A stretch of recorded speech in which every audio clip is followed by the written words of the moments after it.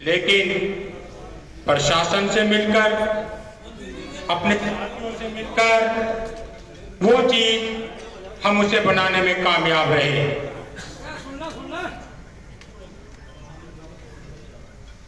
अभी क्योंकि ये जनसभा नहीं है, ये तो हकीकत में क्योंकि पार्टी के कामों से भी और व्यक्तिगत कामों से भी इधर उधर भी बहुत जाना हो रहा है, इसलिए हमने सोचा थोड़ा शॉर्टकट कर लें, अपने लोगों से रूबरू भी हो जाए और इकट्ठे लोकार्पण कर दें। तो ये आप लोगों से रूबरू होने के लिए ये लोकार्पण हुए हैं। अभी हमारे जब हम बैठे थे, भाई योगराज जी कह रहे थे, क्योंकि कुछ धूप में लोग थे, कहने लगे भैया खाना बाद में चलना चाहिए। मगर भाई ये तो हमारी भाईचारे की मीटिंग है, खाना साथ साथ ही ठीक है, क्योंकि ऐसा होता है अक्सर। अब तो ये है कि जब मुख्य लोग बोल लेते चल जाते हैं, कुछ लोग तो ऐसे खा लेते हैं, लेकिन मेरा मानना यह है योगराज जी 40% ऐसे स्वाभिमानी लोग हैं, अगर हमारा आप चल दिए ना वो खाना नहीं खाएंगे, फिर कुछ तो ऐसे है खा लेंगे। तो इसलिए हमने पहले से ही ठेकड़े से परंपरा शुरू कर रखी थी। पर फर्क यह है कि यहाँ थोड़ा भोजन पास में है, वहां थोड़ा ओट में होता था, तो हम कहते भैया भोजन करते रहो, बैठते रहो। तो ये केवल जो है हमारा उद्देश्य और हर आवाम के अच्छे व्यक्ति का उद्देश्य है मुल्क में भाईचारा हो। और जो हमारा गठबंधन है, विशेष तौर से उत्तर प्रदेश का गठबंधन, राष्ट्रीय गठबंधन में होने वाला है, जो श्री अखिलेश यादव जी और जैन जी और चंद्रशेखर जी का है, वो यही चाहता है कि भाईचारा कायम रहे।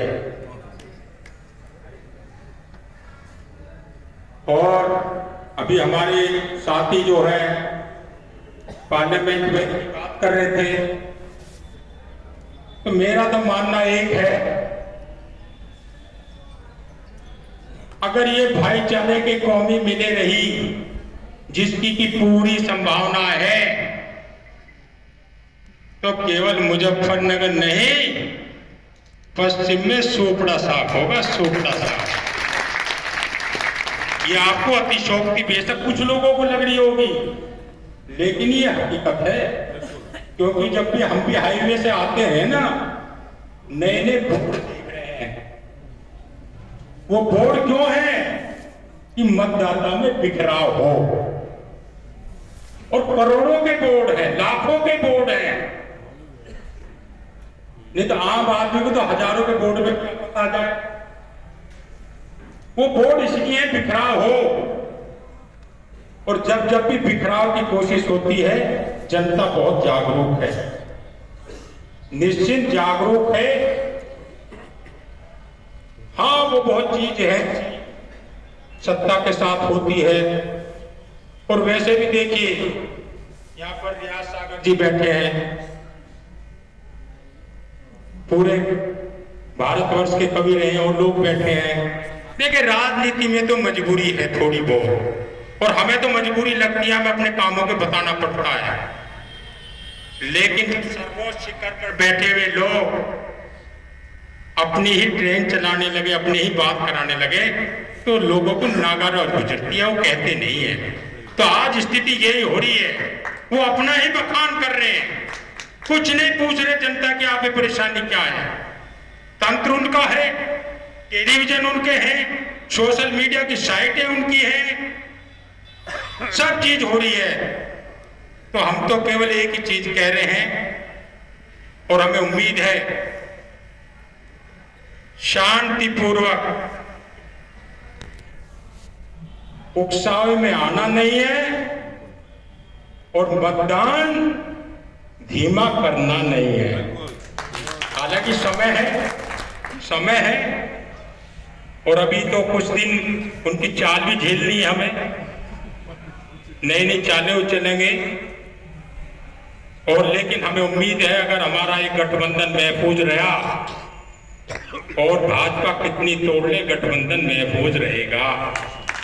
ये निश्चित चौधरी जैन जी ने भी ठान लिया है, अखिलेश यादव जी ने भी ठान रखा है।